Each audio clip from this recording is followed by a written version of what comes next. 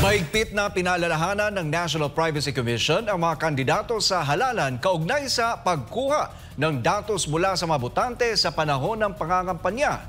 Paliwanag ng komisyon, maaari kasi itong magamit sa intimidasyon, pangingikil, pang-i-scam at iba pang maling paraan kahit tapos na ang halalan.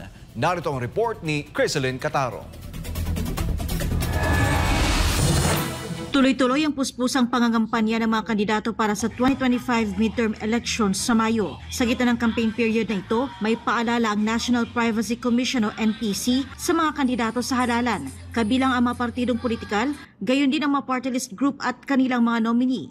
Ito ay ang maging maingat kaugnay sa isinasaad sa batas sa ilalim ng Data Privacy Act of 2012, partikular sa issue ng pagkalap ng datos mula sa mga botante. Ayon kay NPC Data Security and Compliance Office Director Attorney Obin R. Nieva, ang paglilikom ng personal na impormasyon kaugnay sa mga electoral campaign ay dapat mahigpit na sumusunod sa Data Privacy Act. Dagdag ni Nieva, ang pinakaimportanteng probisyon ng nasabing batas ay ang principles of transparency, legitimate purpose, and proportionality.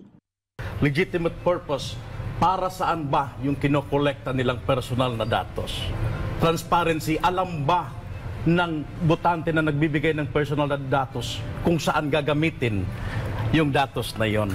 At proportionality, tama lang ba yung kinokolekta nilang information para sa purpose na kanilang layunin?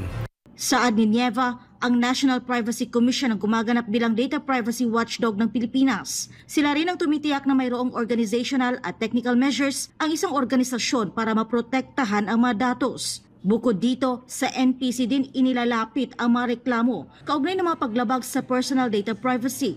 Ang mga kadalasang kinukuha na personal na impormasyon sa isang individual ay pangalan, tirahan, petsa ng kaanakan, kasarian at iba pang personal details na kung saan posible itong magamit sa maling paraan. Pwede itong gamitin para sa discrimination, intimidation, blackmail, extortion, identity theft at fraud. Kahit tapos na ang eleksyon, yung nabigay niyong personal datos, ginagamit pa rin. Kahit hindi na election related.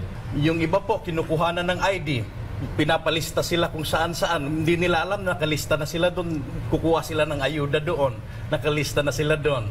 Yung iba po, nakaka-receive na ng iba-ibang text, nasa scam na po sila. Kaugnay nito, muli ring nanawagan ang NPC sa publiko na maging maingat sa pagbibigay ng kanilang personal na impormasyon.